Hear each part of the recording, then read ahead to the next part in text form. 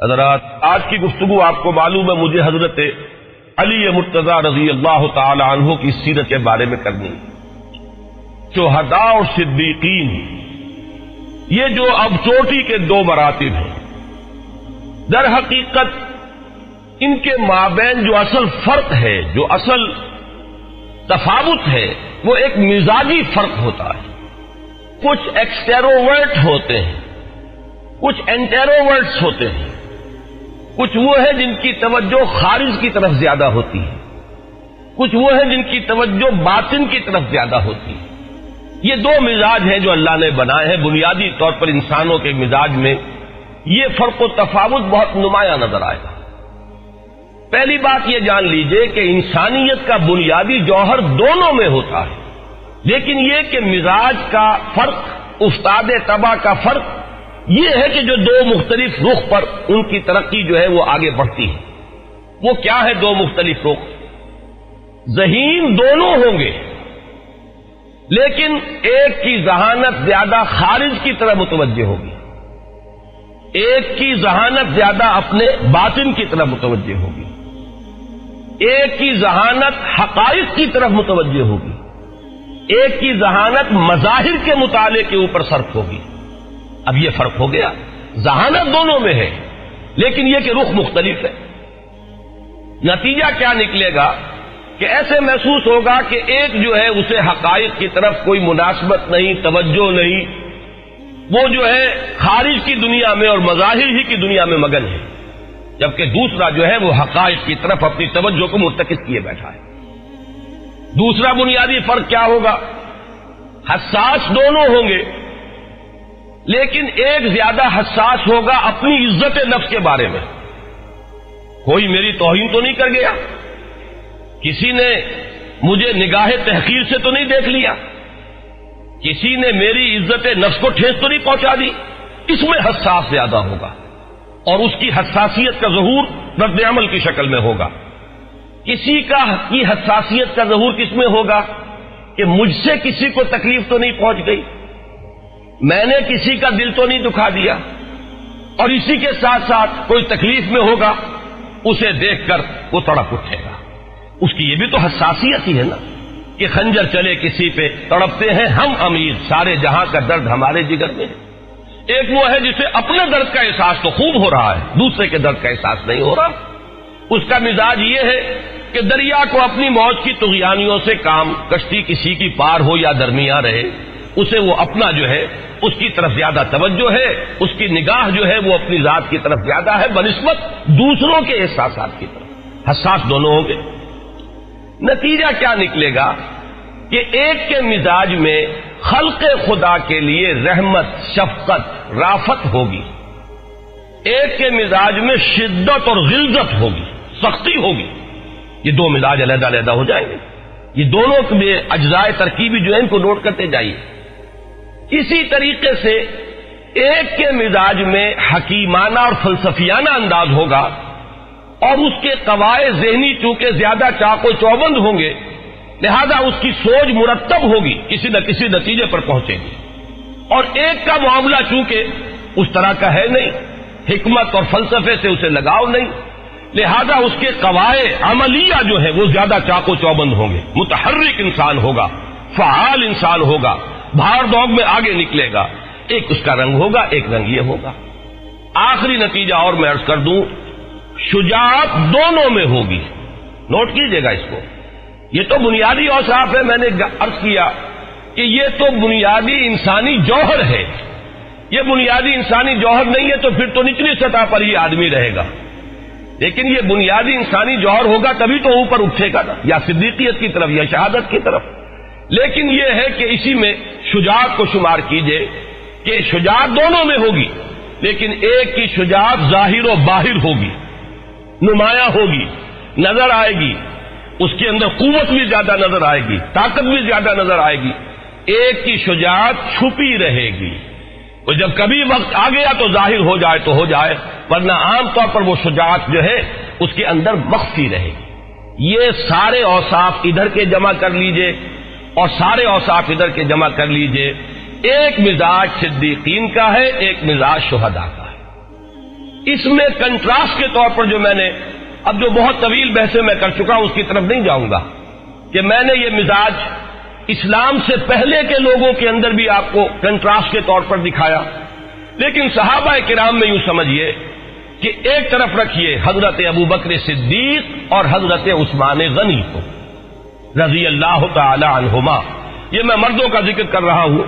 حضرت خدیجہ رضی اللہ تعالی عنہا کا معاملہ یہ ہے کہ ایک تو وہ چونکہ خاتون، دوسرے یہ کہ ان کی سیرت کے بارے میں عام طور پر یہ ہماری بڑی کوتاہی ہے مسلمانوں کی کہ ان کی سیرت کے بارے میں بہت کم معلومات حاصل ہیں، ورنہ میرے نزدیک صدیقیت میں جس مقام پر مردوں میں ابو بکر صدیق ہیں، صدیق اکبر رضی اللہ تعالی عنہ، اسی طریقے سے اسی مقام پر خواتین میں حضرت خدیجہ الکبریٰ ہے، صدیقۃ الکبریٰ رضی اللہ تعالی عنہ.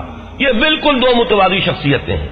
تو میں یہ عرض کر رہا تھا کہ مردوں میں سے دو لے لیجئے، ابو بکر رضی اللہ تعالی عنہ، حضرت عثمان رضی اللہ تعالی عنہ. یہ صدیقین کے انتہائی نمایاں افراد ہیں. اور ادھر لے لیجئے حمزہ رضی اللہ تعالی عنہ اور عمر رضی اللہ تعالی عنہ. یہ شہداء کے نمایاں ترین جو ہے ہمارے جو بھی چوٹی کے صحابہ کرام ہیں ان میں سے یہ اس کردار کی مثال ہے. بنیادی انسانی جوہر چاروں افراد میں موجود ہے، لیکن فرق ہے ایک کی توجہ ہی نہیں ہوئی، دو حضرات کی 6 سال تک توجہ نہیں ہوئی کہ یہ کیا کہہ رہے ہیں محمد صلی اللہ علیہ وسلم. مکے کی چھوٹی سی بستی ہے، وہیں حضور دعوت دے رہے ہیں، دن رات کا آپ کا معمول ہے، گھر گھر جو ہے وہ لڑائی چھڑ چکی ہے، لیکن انہیں توجہ ہی نہیں. پھر یہ کہ دونوں نہایت شجاع ہے، لڑنے بھیڑنے کے اندر بہت ماہر ہے، فنون حرب میں ان کا مقام ہے. ایک کا مشغلہ ہے شکار، سیر اور شکار. بالکل حضرت اسماعیل کی جو شخصیت ہے وہ اگر صحابہ کرام میں دیکھنی ہو تو حضرت حمزہ رضی اللہ تعالی عنہ علیہ الصلوۃ والسلام. اور ایک کے مزاج میں پہلوانی، حضرت عمر جو ہے بڑے پہلوان تھے، باقاعدہ پہلوان. میں صرف کوئی استعارتاً بیان نہیں کر رہا. عکاس کے میلے جب ہوتے تھے اس میں باقاعدہ اپنی پہلوانی کا یہ مظاہرہ کیا کرتے تھے. تو یہ پہلوان قسم کے آدمی ہے، وہ شکاری قسم کے آدمی ہے. دلچسپی جو ہے وہ ان چیزوں کی طرف ہے، زیادہ سنجیدگی سے سوچا ہی نہیں کہ یہ کیا ہے، معاملہ کیا ہے، دعوت کیا ہے، اس کی دلیل کیا ہے، اسے رد کریں قبول کریں. یہ ان دونوں کا مزاج ہے اور دونوں جذباتی طور پر متاثر ہوئے، جذباتی طور پر اسلام میں آئے. جبکہ حضرت عثمان اور حضرت ابو بکر رضی اللہ تعالی عنہما دونوں نہایت سلیم الفطرت، نہایت نرم طبیعت، لوگوں کے حق میں بہت رحیم اور شفیق، لوگوں کی کام آنے والے اور شرک سے پہلے ہی سے اجتناب کرنے والے. نہ سیئات ان کی زندگی میں، نہ منکرات ان کی زندگی میں، نہ شرک ان کی زندگی میں، نہ بت پرستی ان کی زندگی میں. یہ پہلے ہی سے ہے. گویا کہ نور تو پہلے سے تھا، حضور پر ایمان لا کر وہ نور علی نور بن گیا. وہ سونا تو پہلے سے تھا، اب وہ کٹھالی میں پڑ کر اور زر خالص بن گیا. یہ ہیں صدیقین کی دو اعلیٰ ترین مثالیں. اور یہ بھی ذہن میں رکھیے گا کہ ان دونوں کی عمریں بھی بہت قریب قریب ہیں. حضرت ابو بکر رضی اللہ تعالی عنہ حضور صلی اللہ علیہ وسلم سے 2.5 برس چھوٹے ہیں.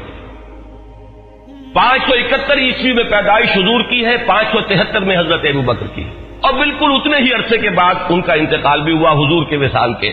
وہی جو ولادت کا فصل ہے وہی انتقال کا بھی فصل ہے. اور حضرت عثمان 4 سال چھوٹے ہیں حضور سے، تو تقریباً ان کی عمریں بھی ایک جیسی ہیں. اگرچہ حضرت عمر حضرت حمزہ کی عمروں میں خاصا فرق ہے. حضرت حمزہ تو حضور کے بالکل ہم عمر ہے، اور حضرت عمر جو ہے وہ حضور سے 13 سال چھوٹے ہیں. لیکن یہ کہ مزاج کا جو میں نے ابھی تقابل آپ کے سامنے رکھا ہے، تو اس سے انشاءاللہ مجھے امید ہے کہ ایک انسائٹ آپ کو حاصل ہوئی ہوگی ان کے مزاج کو سمجھنے میں، اور ان کے کردار کے جو اجزائے ترکیبی ہیں ان کو سمجھنے میں. ان کے اندر فعالیت کیا تھی کہ جب یہ دونوں ایمان لے آئے سن 6 میں، تو اب وہ جو حال تھا مسلمانوں کا کہ دبے ہوئے ہیں، چھپ چھپ کر عبادت کر رہے ہیں، کہیں نام نہیں لے سکتے، کہیں اپنے آپ کو ظاہر نہیں کر سکتے، ایک دم صورتحال بدل گئی. اب مسلمانوں کے اندر جو ہے وہ ایک اعتماد پیدا ہوا، قوت پیدا ہوئی. اب نعرے بھی لگ رہے ہیں مکے کی گلیوں کے اندر، برملا آ کر نماز پڑھی جا رہی ہے سینے کعبہ کے اندر. یہ ساری صورتحال جو بدلی ہے تو یہ حضرت عمر اور حضرت حمزہ رضی اللہ تعالی عنہما دونوں کے ایمان سے. تو یہ میں نے صرف چند باتیں گنوا دی ہیں کہ یہ صدیقین اور شہداء کے مزاج کے اس فرق و تفاوت کو آپ اچھی طرح سمجھ لیں. لیکن یہ کہ میرا کتابچہ جو شہید مظلوم کے نام سے موجود ہے، حضرت عثمان غنی رضی اللہ تعالی عنہ کی شخصیت، ان کی سیرت اور ان کی شہادت پر، شہادت انتہائی مظلومانہ شہادت پر، اس میں نے ان مضامین کو کچھ بیان کیا ہے. وہ تقریری انداز ہے. اس میں جن لوگوں کو بھی دلچسپی ان مضامین سے ہوئی ہے جو میں نے عرض کی ہے، وہ اس کتابچے کا ضرور مطالعہ کرے. تو جنہیں بھی صدیقیت اور شہادت، یہ جو مزاج ہے اس کا فرق، اس کو سمجھنا ہو، اس سے دلچسپی ہو، وہ اس کتابچے کا مطالعہ کریں تو انشاءاللہ بنیادی باتیں ان کے علم میں آئیں گی. علم میں تو آ گئی ہیں لیکن وہ پھر ذہن کی گرفت میں رہتی رہی. اب اس میں دو چیزوں کا اور اضافہ کیجئے تو پھر میں آج کے موضوع کی طرف بڑھوں گا. نمبر ایک یہ کہ شہید اور شاہد اور شہادت اور شہداء جو ہے جمع ہوگی شاہد کی بھی اور شہید کی بھی، اور شہادت یہ اسی سے اسم ہے. اور یہ جو تمام الفاظ استعمال ہوتے ہیں قرآن مجید میں، ان کا بڑا گہرا تعلق ہے کار رسالت کے ساتھ. اگرچہ عام طور پر ہم سمجھتے ہیں شہید کے معنی جو اللہ کی راہ میں قتل ہو گیا. قرآن مجید میں جیسا کہ میں نے کئی مرتبہ عرض کیا ہے، اس مفہوم میں یہ لفظ کہیں استعمال نہیں ہوا سوائے ایک مقام جہاں یہ مفہوم لینے کی گنجائش. قرآن جہاں کئی لفظ شہید یا شاہد یا شہادت لاتا ہے، وہ در حقیقت کار رسالت کی ادائیگی، تبلیغ، اتمام حجت، گواہی دینا، حجت قائم کر دینا، لوگوں کو اس طریقے سے لوگوں پر حق کو کھول کر بیان کر دینا کہ ان کے پاس کوئی عذر نہ رہے. اسی معنی میں یہ امت ہے شہداء علی الناس. اے مسلمانوں، تمہیں امت ہمیں نے اس لیے بنایا ہے، امت وسط. وَكَذَلِكَ جَعَلْنَاكُمْ أُمَّةً وَسَطًا لِتَكُونُوا شُهَدَاءَ عَلَى النَّاسِ وَيَكُونَ الرَّسُولُ عَلَيْكُمْ شَهِيدًا. ہم نے تمہیں ایک بہترین اور درمیانی امت اس لیے بنایا تاکہ تم لوگوں پر گواہ بن جاؤ اور اللہ کے رسول صلی اللہ علیہ وسلم تم پر گواہ بن جائے. اسی معنی میں یہ لفظ آیا کہ اے نبی، ہم نے آپ کو شاہد بنا کر بھیجا. انا ارسلناک شاہدا ومبشرا ونذیرا. اسی معنی میں سورہ مزمل میں آیا ہے کہ جیسے تمہارے پاس رسول آ گئے ہیں جیسے کہ فرعون کے پاس آئے تھے. شاہدا علیکم کما ارسلنا الی فرعون رسولا. محمد صلی اللہ علیہ وسلم تم پر شاہد ہو کر آ گئے ہیں جیسے کہ موسیٰ شاہد ہو کر آئے تھے فرعون پر.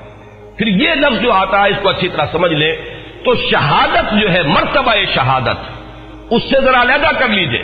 قتل ہو جانا اللہ کی راہ میں وہ علیحدہ ہے. جو مزاجن بھی شہید ہوگا اور قتل بھی ہو جائے، نور علی نور ہے.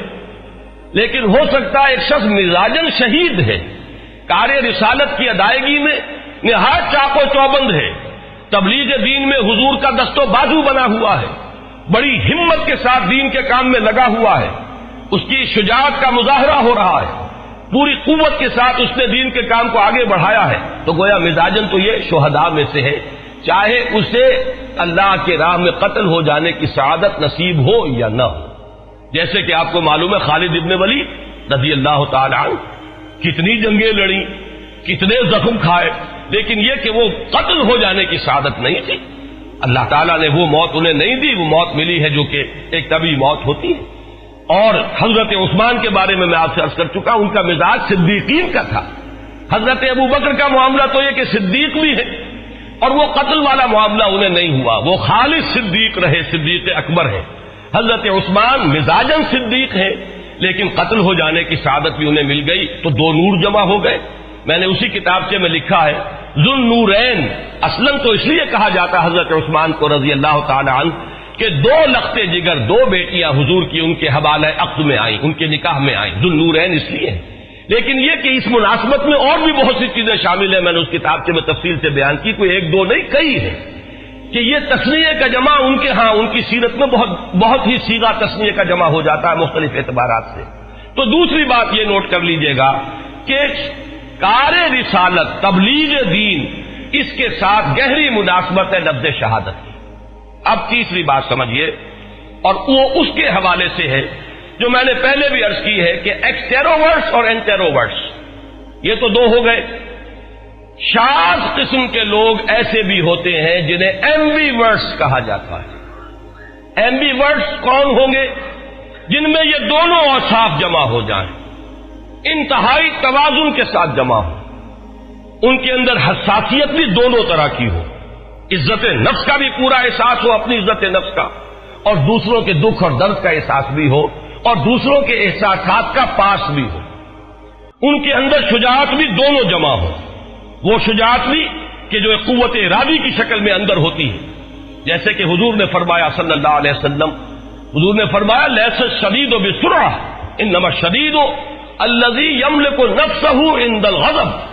پہلوانی جو ہے وہ کسی کو پچھاڑ لینے کا نام نہیں ہے، پہلوان تو وہ ہے جو غصے کے وقت اپنے نفس کے اوپر قابو رکھ سکے، اصل پہلوان تو وہ ہے۔ تو ہے اندر وہ شجاعت، لیکن یہ کہ اس کا ظہور جب چاہے ہو یا نہ ہو، لیکن یہ کہ یہ دونوں شجاعتیں موجود ہیں۔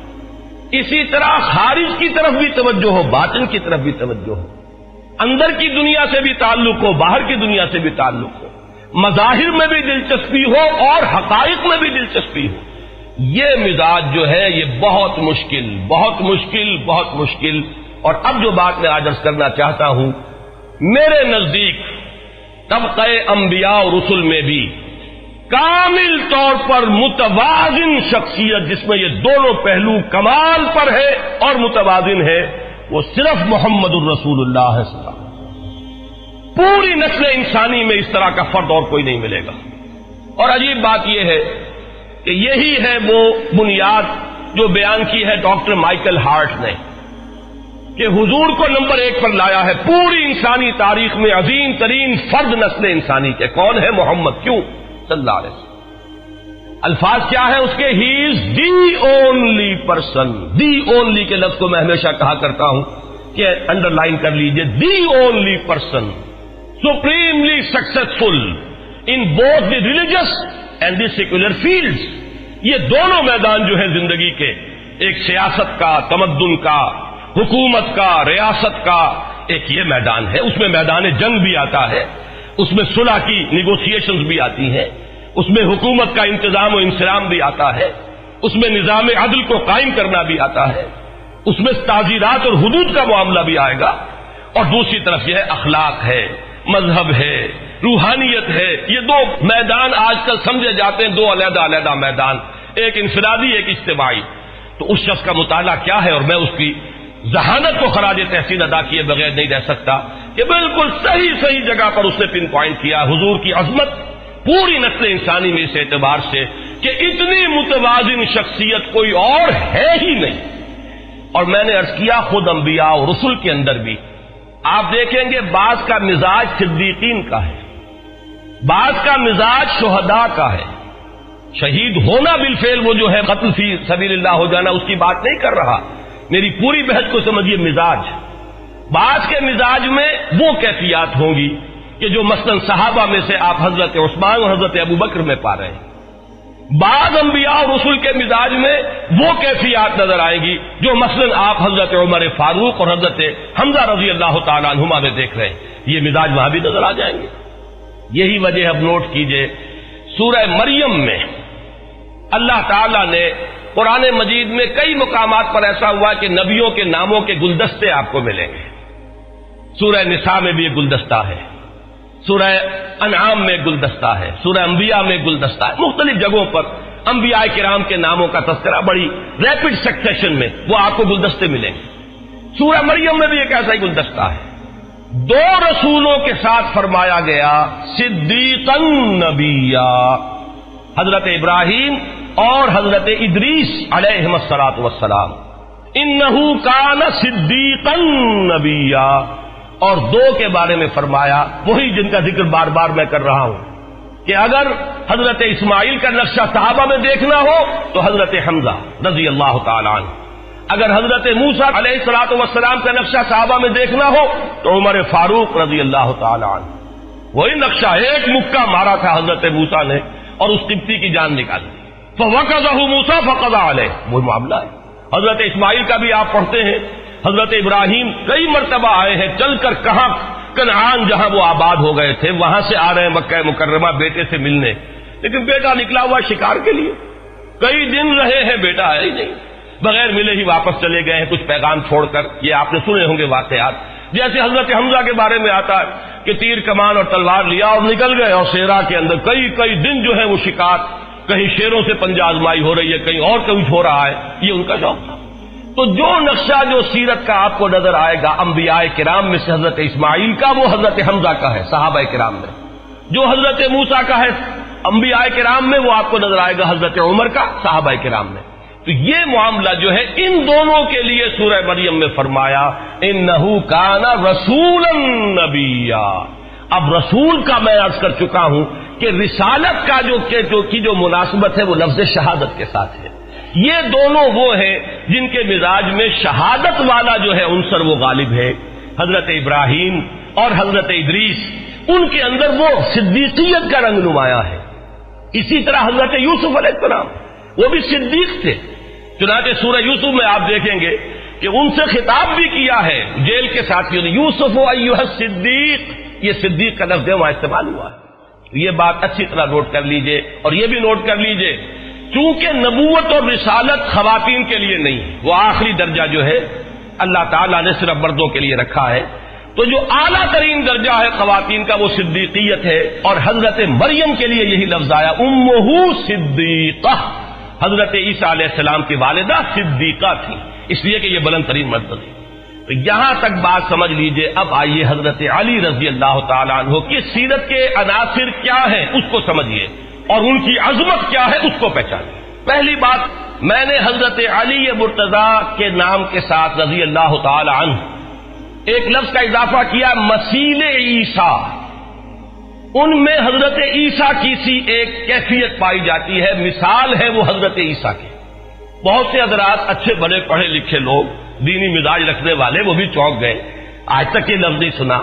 یہ تو ان کے غالی عقیدت مندوں نے بھی کبھی آج تک استعمال نہیں کیا، یہ تم کہاں سے لفظ لے آئے؟ تو اسی لیے میں نے آج سب سے پہلے حدیث ایک پڑھی ہے۔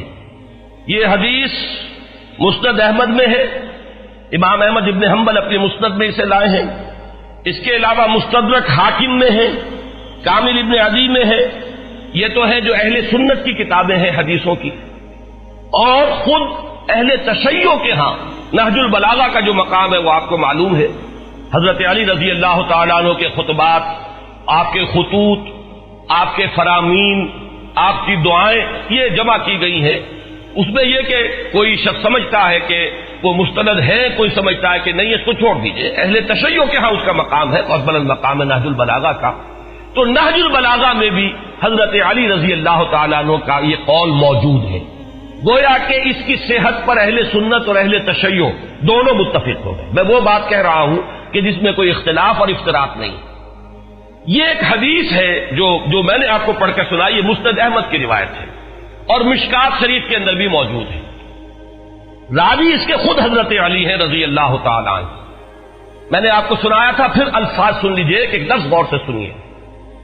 عن علی رضی اللہ عنہ، روایت ہے حضرت علی مرتضیٰ رضی اللہ تعالی عنہ سے، قال، انہوں نے فرمایا، قال لی رسول اللہ صلی اللہ علیہ وسلم، کہ رسول اللہ صلی اللہ علیہ وسلم نے مجھ سے یہ فرمایا۔ حضور نے یہ ارشاد فرمایا خود حضرت علی سے انہیں خطاب فرماتے ہوئے، کیا فرمایا؟ فیک مثل من عیسیٰ، اے علی تمہارے اندر ایک مثال ہے عیسیٰ کی علیہ الصلوۃ والسلام۔ اب وہ کیا مثال ہے، کیا مشابہت ہے، کس پہلو سے حضرت علی مثیل عیسیٰ ہے رضی اللہ عنہ وعلیہ الصلوۃ والسلام؟ میں جب دونوں نام میرے جملے میں آ جائیں گے تو ایک صحابی ہے ان کے لیے رضی اللہ تعالی عنہ کے الفاظ کہوں گا، ایک رسول ہے، نبی ہے ان کے لیے علیہ الصلوۃ والسلام۔ فیک مثل من عیسیٰ، اب اس کی تشریح حضور نے جو فرمائی، ابغضتہ الیہود حتی بہتوا امہ، ان سے انتہائی بغض رکھا یہودیوں نے، انتہائی دشمنی کی۔ بغض کا لفظ جو ہے یہ بہت ہی عربی کے اندر بہت جامع لفظ ہے۔ انہیں ایک دلی دشمنی تھی حضرت عیسیٰ کے ساتھ، اور اس دشمنی میں کہاں تک چلے گئے آپ کو معلوم ہے کہ حضور فرماتا بہتوا امہ، کہ انہوں نے اس دشمنی میں اس حد تک جو ہے وہ انتہا کر دی کہ ان کی والدہ پر بدکاری کی تہمت لگائی۔ کس پر؟ حضرت مریم پر، جن کے لیے میں نے ابھی عرض کیا کہ قرآن مجید ان کو سند دیتا ہے وَأُمُّهُ صِدِّيقَةٌ، جو نبوت کے بعد بلند ترین درجہ ہے نسل انسانی کا، نوع انسانی کے اندر، وہ اس پر فائز ہے حضرت مریم علیہ الصلوۃ والسلام، حتی بہتو امہ، اسی لیے جب یہ لوگ آتے ہیں، ویسے تو آج کل یہ بہت محتاط ہیں یہودی، کیونکہ اس وقت تو عیسائیوں کے سہارے ہی دنیا میں ان کا وجود ہے، تو اپنی ان چیزوں کو بربلا کہتے نہیں ہیں، پھر بھی کبھی کبھی وہ اس کا پورا اظہار کرتے ہیں۔ انہوں نے ایک پکچر بنائی تھی سن آف مین، اور امریکہ میں چلی ہو، یعنی یہ کہ انہوں نے کہا کہ حضرت مسیح یہ جو ہے انسان کے بیٹے ہیں۔ اب انسان کے بیٹے کہنے کا مطلب کیا؟ شادی تو ان کی ہوئی نہیں، حضرت مریم سلام علیہا کی شادی تو ہوئی نہیں، تو پھر اس کی معنی کیا ہے؟ اگر کسی انسان کے نطفے سے ہے تو نتیجہ کیا نکلا؟ باقی نتیجہ جو ہے وہ خود چھوڑ دیتے ہیں کہ اب یہ انسان جو ہے خود اس کی خانہ پوری کرے۔ باقی یہ کہ جو اپنے ہاں کی مجالس میں جو کچھ حضرت مسیح کے بارے میں کہتے رہے اور کہتے ہیں، اس کا تو میں یہاں بہرحال نقل کفر نہ باشد، میں اس کا جو نقل کرنے کا بھی یہاں کام نہیں کرنا چاہتا۔ اچھا، ایک انتہا پر تو یہودی چلے گئے، دوسری انتہا پر حضور نے فرمایا وَأَحَبَّتْهُ النَّصَارَىٰ، اور نصارہ نے ان سے انتہائی محبت کی، حتی انزلوہ بالمنزلۃ التی لیست لہ، یہاں تک کہ انہوں نے حضرت عیسیٰ کو وہاں تک پہنچا دیا جو ان کا مقام نہیں ہے۔ اس میں بھی وضاحت نہیں ہے، تفسیر نہیں ہے، اس لیے کہ معلوم ہے اللہ کا بیٹا بنا دیا، خدا کا بیٹا ہے، صلبی بیٹا ہے، صلبی بیٹا، یہ بھی یعنی یہ کہ یہ نہ سمجھو کہ صرف جو ہے وہ ایک استعارے کے طور پر کہا جا رہا ہے خدا کا بیٹا، بلکہ وہاں لفظ ابن نہیں بلکہ ولد کا لفظ استعمال کرتے ہیں، اور اس کو واضح کرنے کے لیے صلبی بیٹا ہے۔ حضرت مسیح جو ہے وہ اللہ تعالیٰ کے صلبی بیٹے ہیں، اور یہ کہ تثلیث کا ایک جز ہے، اقانیم ثلاثہ میں سے ہے، خدائی میں شریک ہے، خدا بنا دیا۔ تو یہ دو انتہائیں ہوئی حضرت عیسیٰ علیہ السلام کے بارے میں کہ ایک گروہ انتہائی دشمن ہوا، یہاں تک کہ ایسی تہمت بھی لگا دی اور ان کے نسب کو داغدار کر کے، اور ان کی والدہ جو ہے ان پر بدکاری کا الزام عائد کر دیا۔ دوسرا گروہ ان کی محبت میں اس انتہا کو پہنچا، اس غلو میں اس انتہا کو پہنچا کہ انہوں نے خدا بنا دیا، خدا کا بیٹا بنا دیا، خدائی میں شریک کر دیا، جو بدترین اور عریاں ترین شرک ہے، اللہ کی ذات میں کسی کو شریک کر دینا، اس شرک کے جناب میں جرم کے مرتکب ہو گئے۔ یہاں پر حضور کا فرمان تو ختم ہوا، اب اس کے حوالے سے خود حضرت علی مزید فرما رہے ہیں۔ ثم قال، یہ جو اب راوی ہیں یہ گویا کہ بتا رہے ہیں کہ اس کے بعد حضرت علی نے مزید فرمایا یہلک فی رجلان، اسی طرح میرے بارے میں بھی دو اشخاص ہلاک ہوں گے، ہلاکت، بربادی، تباہی اور انتہائی ضلالت کو پہنچ جائیں گے۔ یہلک فی رجلان محب مفرط، ایک وہ ہلاک ہوگا، وہ برباد ہوگا جو میری محبت میں افراط کو پہنچ جائے گا۔ افراط و تفریط کا لفظ آپ استعمال کرتے ہیں، ایکسٹریمز۔ محب مفرط، بے انتہا محبت کرنے والا، محبت میں غلو کرنے والا، محبت کی انتہا کو پہنچا دینے والا۔ یقرضنی بما لیس فی، میرے اندر وہ اوصاف گنوائے گا جو میرے اندر نہیں ہے۔ بالکل وہی بات کہ حضرت مسیح کو وہاں تک پہنچایا جہاں وہ نہیں تھے، اسی طرح میرے اندر وہ ان اوصاف کو بیان کرے گا۔ یہ یقرضون، یہ وہ لفظ ہے جو عام کتابوں میں آپ نے لکھا دیکھا ہوگا، تقریض، کتاب کی تقریض ہوتی ہے، کتاب کی کوئی تعریف کرتا ہے، اس کی کوئی جو اس کے محاسن ہیں ان کو بیان کرتا ہے تو اسے تقریض کہتے ہیں۔ یہی وہی لفظ ہے تقریض باب تفعیل سے کہ یقرضونی، وہ میرے اندر محاسن وہ بیان کرے گا بما لیس فی، جو میرے اندر نہیں ہے۔ اور دوسرا کون ہلاک ہوگا، دوسرا کون انتہا کو پہنچے گا؟ وہ مبغض، دوسرا مجھ سے بغض رکھنے والا، دشمنی رکھنے والا، عداوت رکھنے والا، جس کے دل میں میرا عناد ہوگا، مجھ سے بغض و عداوت ہوگی۔ یحملہ شنآنی علی ان یبہتنی، اور اسے میری دشمنی یہاں تک پہنچا دے گی کہ وہ مجھ پر بہتان لگائے گا، مجھ کے اوپر وہ جرائم جو ہے وہ مجھ سے منسوب کرے گا کہ جس کا کوئی سوال ہی نہیں، جس سے اللہ نے مجھے پاک و صاف رکھا ہے۔ یہ ہے وہ حدیث جس کے حوالے سے میں نے اپنی آج کی گفتگو کا عنوان بنایا مسیل عیسیٰ۔ اب حضور صلی اللہ علیہ وسلم کے اس قول مبارک کی شرح آپ اپنے سامنے آنکھوں سے دیکھ لیجیے۔ ایک انتہا عبداللہ ابن سبا یہودی، جو اس امت مسلمہ کے اندر بالکل وہ جس کو سینٹ کہا جاتا ہے، میرے نزدیک جو شیطان تھا، پولوس، سینٹ پال جس کو کہا جاتا ہے، اس کا بروز ہے، اسی کا ظہور ہوا ہے۔ اس کی شکل کے اندر عبداللہ ابن سبا اس نے یہ عقیدہ پھیلایا، اس نے اس حد تک آگے گئے کہ انہوں نے تو پھر بھی خدا کا بیٹا کہا تھا اور اس نے خدا قرار دیا، ایبسولوٹلی کلیئر ورڈز میں کہ یہ خدا ہے، گاڈ انکارنیٹ ہے، خدا ان میں حلول کر چکا ہے۔ میں ابھی عرض کروں گا کہ اس شخص کے بارے میں آج کل بعض لوگوں نے یہ کہنا شروع کر دیا ہے کہ یہ کوئی شخصیت نہیں تھی، ایسے ہی افسانوی شخصیت ہے، یہ ایسا اس نام کا کوئی آدمی گزرا ہی نہیں ہے، لیکن یہ کہ اس کے حوالے اس کثرت کے ساتھ پہلی صدی کی کتابوں کے اندر موجود ہیں، اور میں خاص طور پر جس کا ذکر کرنا چاہتا ہوں کہ جیسے ہمارے ہاں حدیث کی کتابیں ہیں، بخاری مسلم، صحیح بخاری صحیح مسلم، ایسے ہی مثلاً یہ کہ اہل تشیع کی کتابیں ہیں، کافی ہے، اس طرح ہمارے ہاں اسماء الرجال کی کتابیں، جو روات ہیں، راوی ہیں، ان کے حالات کے بارے میں کتابیں ہیں، اسی طریقے سے اسماء الرجال جو ہے اہل تشیع کے ہیں، ان کے ہاں اسماء الرجال کی جو سب سے مستند کتاب ہے اس کا نام ہے رجال کشی۔ رجال کشی میں حضرت جعفر صادق رحمت اللہ علیہ ان کے متعدد اقوال منقول ہیں، اور یہاں تک رجال کشی کے اندر موجود ہے کہ حضرت علی نے نہ صرف اس شخص کو بلکہ اس کے بہت سے ساتھیوں کو زندہ آگ میں جلوایا ہے، کہ یہ ماننے کے تیار نہیں تھا، اس نے برملا آ کر کہا حضرت علی کے سامنے کھڑے ہو کر کہ تم خدا ہو، اور جب حضرت علی نے فرمایا کہ توبہ نہیں کرو گے تو زندہ آگ میں جلوا دوں گا، انہوں نے کہا تم خدا ہو، خدا امتحان لیتا ہی ہے، تم ہمارا امتحان لے رہے ہو اور ہم اس امتحان میں ثابت قدم رہے ہیں۔ یہ روایات جو ہے رجال کشی میں موجود ہیں، اور حضرت جعفر صادق کے اقوال موجود ہیں جن میں کہ اس شخص کا ذکر ہے۔ یہ جو ہے یہ ایک انتہا پر چلے گا، جیسا کہ میں نے عرض کیا حضرت علی نے بعض کتابوں میں درجے انہیں سخت سزائیں دیں، ایسے لوگ پیدا ہو چکے تھے، حضرت علی کے عین دور میں پیدا ہو چکے، آپ کی زندگی میں پیدا ہو چکے، آپ نے خلیفہ برحق، خلیفہ راشد کی حیثیت سے، امیر المومنین کی حیثیت سے آپ نے وہی کیا، اس بدترین شرک کی جو سزا دی جانی چاہیے تھی وہ آپ نے سزا دی، اس لیے کہ یہ تو ارتداد ہے، کھلم کھلا ارتداد ہے، خدا مان لینا کسی انسان کو اس سے بڑا ارتداد اور کون سا ہوگا، لہذا اس پر سزا، اس مرتد کی سزا قتل ہے۔ یہ قتل حضرت علی نے نہ صرف قتل بلکہ زندہ آگ میں جلانے کی سزا جو ہے بدترین سزا ہو سکتی ہے وہ دی ہے حضرت علی نے لوگ۔ تو یہ ایک تاریخی واقعہ، ایک حقیقت ہے، وہاں پر بھی سینٹ پال نے وہی کیا، خدا کا بیٹا بنایا، اس سے آگے نہیں، اور یہاں حضرت علی کو خدا بنایا۔ ایک انتہا تو میں نے آپ کو یہ دکھا دی، اور یہ تو میں نے اسلام کے دائرے سے باہر کی بتائی، اس لیے کہ عبداللہ ابن سبا اسلام میں نہیں ہے۔ دوسری طرف دوسری انتہا کو کون پہنچے؟ خوارج۔ خوارج نے حضرت علی پر کفر کا فتویٰ لگایا، کافر ہو گئے، کافر ہو گئے تو مرتد ہو گئے۔ ان کا موقف کیا تھا؟ آپ نے تحکیم کیوں منظور کی؟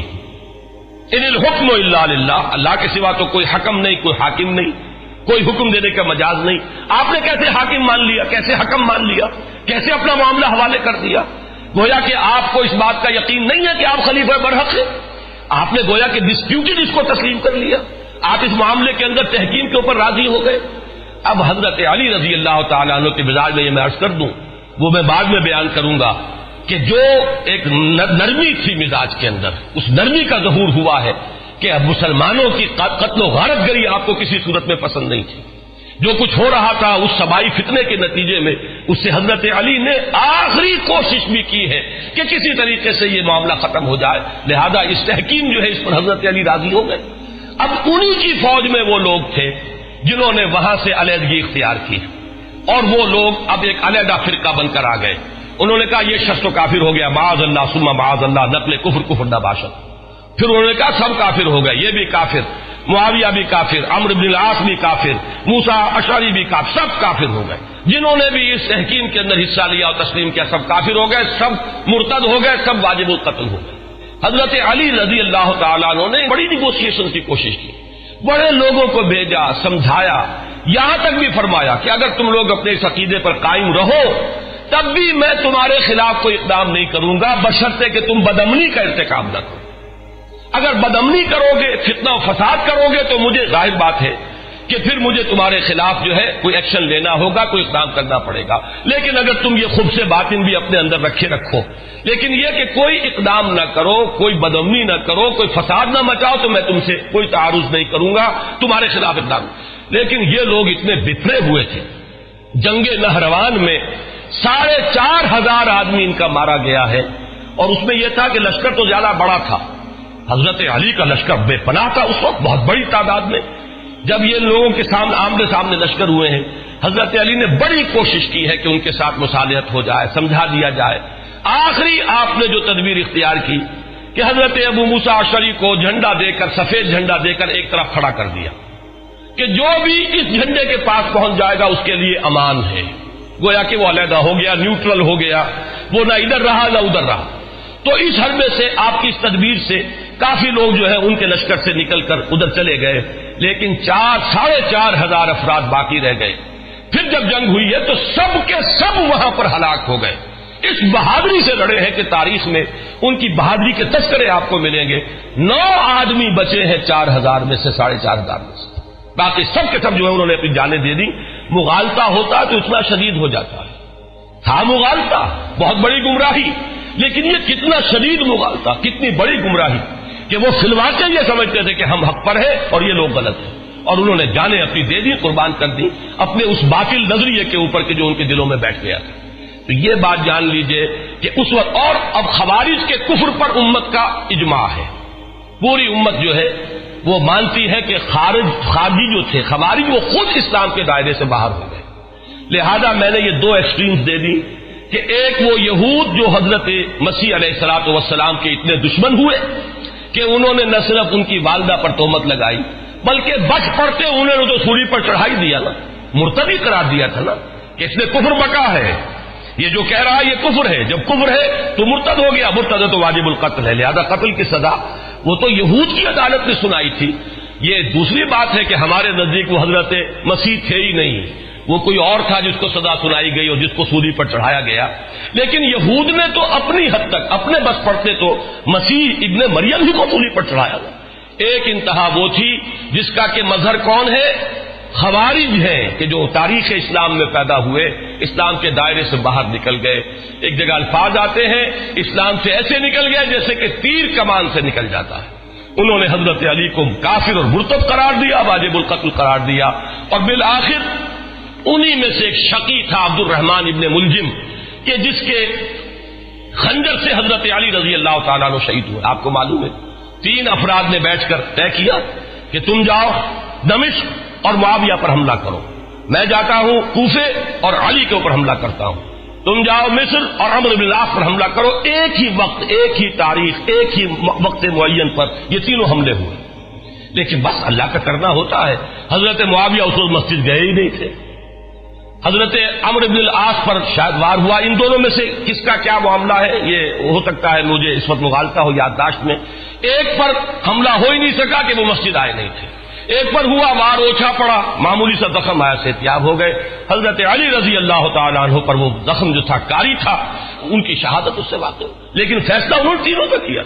تو یہ وہی اشقیاء تھے جنہوں نے حضرت علی کو کافر اور مرتد قرار دے کر واجب القتل قرار دیا، اور اپنی حد تک تو انہوں نے وہ کام بہرحال کری. اور دوسری طرف انتہا پر عبداللہ ابن سبا جنہوں نے حضرت علی رضی اللہ تعالیٰ عنہ کو خدا قرار دیا اور اس میں بھی اپنی جانیں دے دی. اب آپ سوچئے کہ یہ 2 انتہائیں کسی اور صحابی کے بارے میں اس کا عشر عشیر بھی نظر نہیں آئے. یہ انتہا کا معاملہ جو ہے کہیں نظر نہیں آئے گا. یہ دونوں تو میں نے بیان کیے جو دائرہ اسلام سے باہر، دائرہ اسلام کے اندر آئیے تو ایک طرف آج میں ان کا ذکر نہیں کرنا چاہتا، اہل تشیع کا ان کا اپنا نظریہ ہے، فلسفہ ہے، امامت معصومہ ان کا عقیدہ ہے. میں کہتا ہوں سنیوں کے اندر جو حال ہے کہ حضرت علی مشکل کشا، یا علی مدد، یہ کیا ہے؟ یہ سب اسی کا ظہور ہے کہ نہیں؟ یہ اسی کے اثرات ہے کہ نہیں؟ اسی کے باقیات و سیئات آج موجود ہیں. حالانکہ آپ سوچئے کہ کوئی یا محمد مدد نہیں کہتا. سوچے کوئی سنی کہ کیا حضرت علی حضرت محمد سے بھی اونچے ہیں رضی اللہ تعالیٰ عنہ وصلی اللہ علیہ وسلم، لیکن کوئی کبھی نہیں کہے گا یا محمد تک تو بات جاتی ہے، لیکن یا محمد مدد سنا آج تک کبھی؟ محمد مشکل کشا سنا آج تک کبھی؟ صلی اللہ علیہ وسلم نہیں. یہ علی مشکل کشا اور یا علی مدد، یہ ہمارے جہلا کے اندر جو یہ بات پھیلی ہوئی ہے یہ اسی کے اثرات ہیں. یہ در حقیقت اسی کے یہ باقیات و سیئات ہیں کہ جو ہمارے عوام کے اندر جہلا کے اندر پھیلے ہوئے. اور اسی طریقے سے اگر آپ ادھر دیکھیں گے غلو حضرت علی کی دشمنی میں تو جنہیں ناسبی کہا جاتا ہے. ہمارے ہاں بھی ایک طبقہ ایسا موجود ہے جو ایک رد عمل کا شکار ہو کر حضرت علی کو سب و شتم کا ہدف بناتا ہے, حضرت علی پر تہمتیں لگاتا ہے, حضرت علی کے بارے میں کہتا ہے کہ وہ امیدوار تھے خلافت کے, ان کے اندر امیدواری تھی. حضرت علی کے بارے میں یہ کہتا ہے کہ ان کا کوئی کسی درجے میں بھی معاذ اللہ ثم معاذ اللہ ان کا بھی ہاتھ تھا حضرت عثمان کی شہادت میں. بدقسمتی سے ایسے لوگ بھی موجود ہیں. میرے نزدیک یہ لوگ چاہے وہ اپنے آپ کو سنی کہتے ہوں, در حقیقت سنی نہیں ہے. یہ بھی وہی کام کر رہے ہیں کہ جو عبداللہ ابن سبا نے کیا تھا. ہدف تو ایک ہی ہے, صحابہ کو متہم کر دو, صحابہ کی سیرتوں کے اوپر داغ لگا دو. اصل داغ کہاں لگا؟ محمد الرسول اللہ کی ذات پر لگا. یہ صحابہ ہے کون؟ یہ تو محمد کی تربیت کا شاہکار ہے صلی اللہ علیہ وسلم. حضور کی دعوت اور تعلیم اور تلقین اور تربیت اور تزکیے کے اعلیٰ ترین نمونے کون ہیں؟ یہ تو صحابہ کرام ہیں. درخت اگر اپنے پھل سے پہچانا جاتا ہے تو انہی سے تو پہچانے جائیں گے محمد صلی اللہ علیہ وسلم. آپ ایک عام کلاس کے اندر بھی جاتے ہیں تو اگر کلاس کا رزلٹ اچھا ہے تو کریڈٹ کسے دیتے ہیں؟ اس کے استاد کو. اور کلاس کا رزلٹ خراب آ رہا ہے بحثیت مجموعی تو کس کو آپ مورد الزام ٹھہرائیں گے؟ اس کے استاد کو. تو معاملہ در حقیقت یہ ہے کہ ناوک نے تیرے سید نہ چھوڑا زمانے میں. کوئی چاہے ابو بکر عمر اور عثمان کی سیرت کو داغدار کرے, چاہے حضرت علی کی سیرت کو داغدار کرے, بات تو ایک ہی ہے. دونوں اسی درخت کے پھل ہیں, چاروں اسی درخت کے پھل ہیں. چاہے ادھر سے تیر چلا دو چاہے ادھر سے تیر چلا دو, تیر تو پہنچے گا محمد الرسول اللہ کی ذات پر. ہاں یہ حکمت ہے, یہ ذہانت ہے کہ براہ راست حضور کو اگر کہیں ہدف بنائیں گے تو شاید خون کی ندیاں بہہ جائیں. ذرا ان سے نیچے اتر کر, یہ بڑی ایک بہت ترکیب اچھی ہے جو سوچی عبداللہ ابن سبا نے اور اس کے جو بھی ساتھی تھے کہ اس طریقے سے صحابہ کی سیرتوں کو مشکوک بنا دو تو در حقیقت تو جو بات آئے گی, زد آئے گی. ناوک نے تیرے سید نہ چھوڑا زمانے میں, کہاں جائے گا یہ تیر؟ یہ تیر تو جائے گا محمد الرسول اللہ. لہذا جو بھی یہ شخص کرتا ہے, چاہے وہ حضرت عثمان کی سیرت پر حملہ کرے چاہے حضرت علی کی سیرت پر حملہ کرے, بات تو ایک ہی ہے. چاہے کوئی شخص جو ہے وہ عمر اور ابو بکر رضی اللہ تعالی عنہما کی سیرتوں کو داغدار کرے, چاہے حضرت علی, حضرت حسن, حضرت حسین کی سیرتوں کو داغدار کرے, بات تو وہی جائے گی.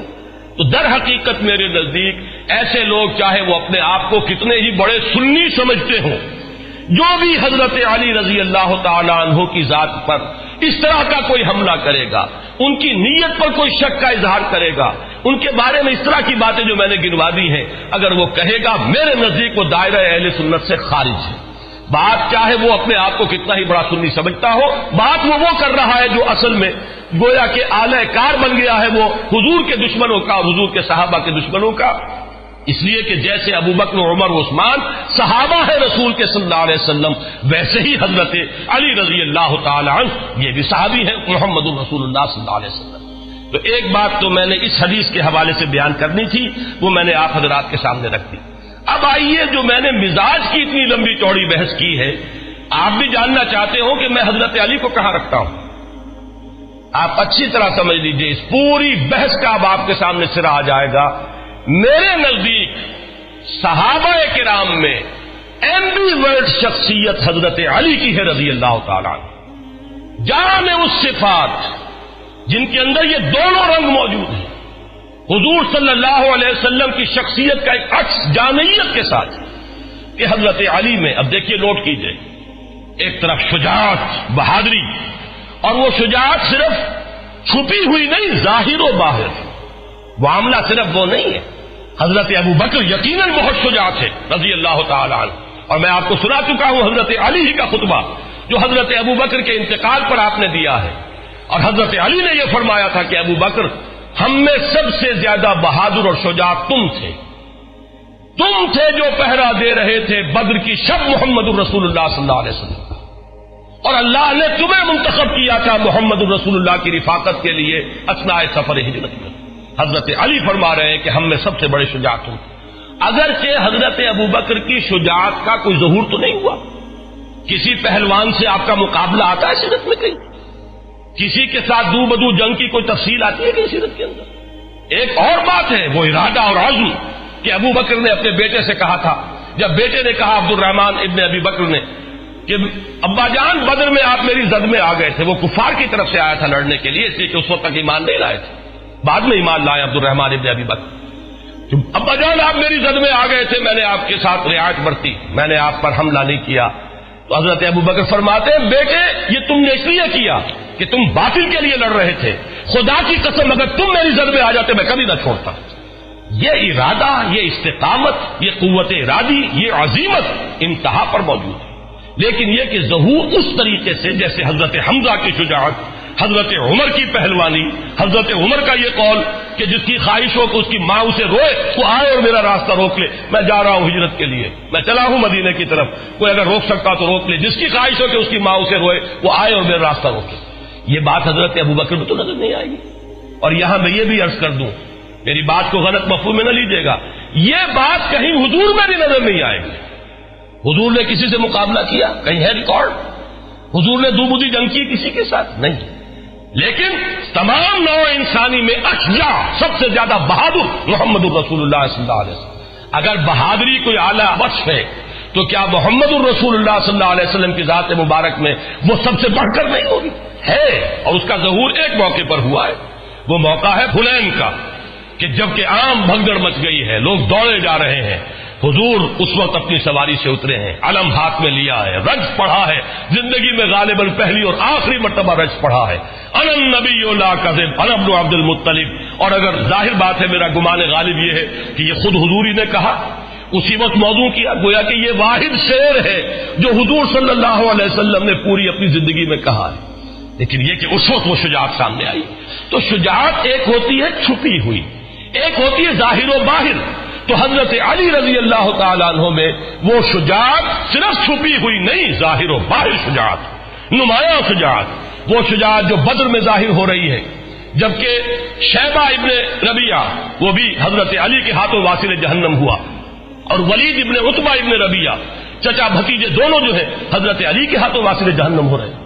اور جو عتبہ ابن ربیعہ تھا، ولید کا باپ اور شیبہ کا بھائی، وہ حضرت حمزہ کے ہاتھ سے واسل جہنم ہوا. پہلا مقابلہ ہوا، اس میں حضرت علی نمایاں ہے. جنگ احزاب ہے، اس میں حضرت علی نمایاں ہے. عمرو ابن عبد الرد بہت بڑا پہلوان، 90 برس کی عمر تھی اس بدبخت کی جب یہ مقابلہ ہوا ہے، لیکن پورے عرب میں کوئی تصور نہیں کر سکتا تھا کہ اس سے مقابلہ کر سکتا ہے. آپ نے پڑھا ہوگا، سنا ہوگا وہ واقعہ کہ جب وہ مبارزت کے لیے آیا ہے کہ ہے کوئی جو میرا مقابلہ کرے. اور ظاہر بات ہے کہ اس وقت جو ہے ایک دفعہ سناٹا طاری ہو گیا. حضرت علی آگے بڑھے کہ میں مقابلہ کروں گا. وہ ہنسا، تم میرا مقابلہ کرنے آئے ہو؟ نام کیا ہے؟ وہ جو بھی استہزاء کا انداز ہوتا ہے. پھر اس نے کہا کہ میری یہ عادت رہی ہے کہ میں جب بھی کسی سے مقابلہ ہوتا ہے اس کی 3 خواہشات میں سے ایک ضرور پوری کرتا ہوں. ذرا کہو تمہاری کیا خواہش ہے؟ حضرت علی نے فرمایا میری خواہش اولین یہ ہے کہ تم ایمان لے آؤ. لا حول ولا قوت. اس نے کہا اس کا کوئی سوال نہیں. اچھا تو دوسری خواہش یہ ہے کہ میدان جنگ سے چلے جاؤ. وہ ہنسا، یہ میرے لیے کبھی نہیں ہو سکتا. اب حضرت علی نے جو وار کیا ہے یہ ان کی ذہانت اور فطانت کا بھی ایک بہت بڑا مظہر ہے. فرمایا پھر تیسری خواہش یہ کہ آؤ اور مقابلہ کرو. اس پر وہ بھونچکا رہ گیا کہ میں نہیں سمجھتا تھا کہ روئے زمین پر کوئی شخص یہ خواہش بھی لے کر میرے سامنے آ سکتا. اور ایک بار میں ختم ہوا حضرت علی کے رضی اللہ تعالیٰ. عمرو ابن عبد الود. اسی طرح خندق کا معاملہ، قموس کا قلعہ سب سے زیادہ سخت تھا. کچھ اور جو گڑھیاں تھی فتح ہو گئی تھی، وہ تھا جو اڑا ہوا تھا، وہ حضرت علی رضی اللہ تعالیٰ عنہ کے ہاتھوں اللہ نے فتح کرایا. تو یہ ظاہر و باہر شجاعت، وہ قواعد عملیہ حضرت علی رضی اللہ تعالیٰ عنہ کے وہ بھی ہیں. دوسری طرف حضرت علی شعر و ادب میں اونچا مقام رکھتے ہیں، فصاحت و بلاغت کی معراج پر ہے. یقیناً افصح العرب ہے محمد صلی اللہ علیہ وسلم. حضور کا اپنا قول ہے انا افصح العرب. لیکن یہ کہ حضور کے بعد فصاحت و بلاغت، خطابت، شاعری، اس میں صحابہ کرام میں ظاہر بات ہے حضرت علی کے آس پاس آنے والا کوئی نہیں. یہ بات اپنی جگہ پر ہے، ہم تسلیم کرتے ہیں. تو اچھی طرح سمجھ لیجئے. اسی طریقے سے آپ کے علم میں ہونا چاہیے کہ عربی گرامر کے موجد حضرت علی ہیں. پھر یہ کہ پورے خلافت راشدہ میں سارے سیکریٹریٹ کو آرگنائز کرنے والے حضرت علی ہیں. یعنی ذرا آپ اندازہ کیجئے، ایک شخص مرد میدان ہے، اس کی شجاعت وہ صرف پوٹینشل شجاعت نہیں، بلکہ واقعی ظاہر و باہر شجاعت، اس کے میں نے چند نمونے آپ کو بتائے. مجھے واقعات کی تفصیل میں جانے کی ضرورت نہیں ہے کہ یہ ساری چیزیں معلوم ہیں، لوگوں کے علم میں ہے. دوسری طرف اس کے اندر ادب ہے. ان کے اشعار پڑھیے، آج بھی انسان وجد میں آتا ہے. کتنے حکیمانہ اشعار، کتنی بے ساختگی ہے. میں نے کئی مرتبہ آپ کو اشعار سنائے. یغوص البحر من طلب العالی ومن طلب العلا سیر الليالي ومن طلب العلا من غیر قد اضاع العمر فی طلب المحال. جو کوئی بھی موتی چاہتا ہے، موتی حاصل کرنا چاہتا ہے، اسے تو سمندر میں غوطہ لگانا ہی پڑتا ہے. جو کوئی اونچا مقام حاصل کرنا چاہتا ہے زندگی میں، اسے راتوں کو جاگنا ہی پڑتا ہے. جو کوئی بلندی بھی چاہے اور محنت بھی نہ چاہے، وہ اپنی عمر کو ضائع کر بیٹھتا ہے ایک محال شے کی طلب میں. اندازہ کیجیے. اور رضینا قسمت الجبار فینا لنا علم وللجہال معلوم. اس میں فلو دیکھیے، اس کا ردم دیکھیے. ہم راضی ہیں اللہ تعالیٰ کی تقسیم پر جو اس نے ہمارے بارے میں کی ہے. ہمیں اللہ نے علم عطا کیا، جاہلوں کو دولت عطا کی. ہم راضی ہیں، ہم علم کی دولت پر راضی ہیں. یہ حضرت علی کے قول. اور انا الذی سمتنی امی حیدرا، میں وہ ہوں کہ جس کا نام اس کی ماں نے حیدر رکھا تھا، شیر رکھا تھا. اس حوالے سے سمجھ لیجئے، اصل میں والدین کا رکھا ہوا نام حضرت علی کا اسد تھا، شیر، اور یہی حیدر کے معنی عربی زبان میں. یہ جو لفظ علی ہے آپ کا نام، یہ محمد الرسول اللہ نے رکھا ہے. یہ نام والدین کا دیا ہوا نہیں ہے. والدین کا نام اسد ہے، والدین کا عطا کردہ نام. حضرت علی کا نام پھر جب علی رکھا ہے تو وہ محمد الرسول اللہ صلی اللہ علیہ وسلم نے رکھا. تو یہ اچھی طرح سمجھ لیجئے کہ یہ جامعیت جو ہے کہ ایک ایمبی ورڈ شخصیت، میں نے آپ کو گنوایا چونکہ میں نے عکس بیان کیے ہیں کہ جو مقام اور مرتبہ آپ کو نظر آئے گا شہادت کے مراتب میں، اس مزاج میں جو حضرت اسماعیل حضرت موسیٰ کا، وہ ہے حضرت حمزہ اور حضرت عمر خطاب کا رضی اللہ تعالی.